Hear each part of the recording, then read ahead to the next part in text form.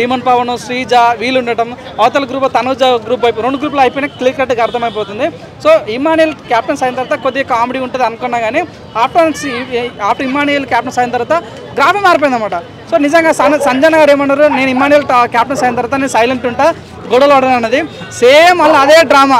So Tanuja గారికి ration manager ఇచ్చారు, తర్వాత మళ్ళీ సేమ్ అన్నం పప్పు ఎక్కువ వేసుకున్నా అని అక్కడ మళ్ళీ సేమ్ గొడవ. ఇంకోటి డిమన్ పవన్ రీతు చిన్న గొడవ అయింది. డిమన్ పవన్ తను తోసేయడం చూస్తుంటే కొద్దిగా నాకు బాగా అనిపించింది. ఎందుకంటే ఒక అమ్మాయిని ఆరక తోయడం కరెక్ట్ కాదు. తన గేమ్ అయితే ఓకే, మధ్యలో అక్కడ ఏమైతే టైం చూసుకోవాలన్నమాట. ప్రతిరోజు ఈ ఎపిసోడ్లో ఒక 2 నిమిషాలు డిమన్ పవన్ రీతి కొట్లాడాలని చూస్తే 100% కొట్లాడతారు. అది ప్రతి ఎపిసోడ్లో జరుగుతుంది. సో ఇక్కడే మార్చుకుంటే బాగుంటుందని అనుకుంటున్నాను. చెప్పండి మీరు. అంటే వీళ్ళు కనిపించే టైమింగ్ కోసం అట్లా చేస్తున్నారంటారా? అట్లని కాదు, వాళ్ళ ఇద్దరి మధ్యలో క్లాష్ వచ్చిందన్న. సో ఏంటంటే మొన్న మాదిరిగా నామినేట్ చేశారు. సో నీది fake love story, unhealthy love story, ఇట్లా మాది హెల్తీ ఫ్రెండ్షిప్, నీది అన్హెల్తీ ఫ్రెండ్షిప్ అనడం ద్వారా కొద్దిగా రీతు అనే అమ్మాయికి పర్సనల్గా అటాక్ అంటే క్యారెక్టరైజేషన్ కనిపిస్తుంది. కాబట్టి నన్ను ఇంత తిడుతుంటే కూడా సో నీ వల్ల చెడ్డపూర్ వచ్చింది కాబట్టి సో నువ్వు ఎందుకు మాడతలేవు అని డిమన్ పవన్ అడిగింది.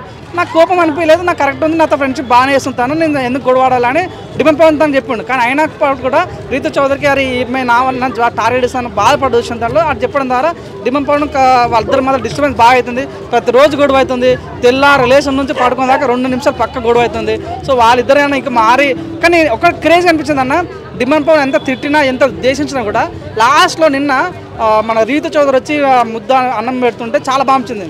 సో మంచిగా అనిపించింది. అమ్మాయి పాపం చాలామంది చాలా రకాలు అంటారు, కానీ ఇప్పుడైతే అనిపిస్తుంది నిజంగా ఇద్దరికి కొద్దిగా ఏదో లోపల ఇద్దరికి అఫెక్షన్ ఉన్న ఫీలింగ్ అయితే అనిపిస్తుంది.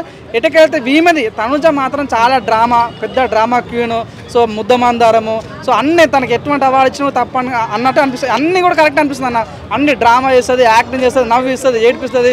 ఎందుకు అంత డ్రామా చేయాల్సిన అవసరం ఉందో అన్న కూడా అనిపిస్తుంది.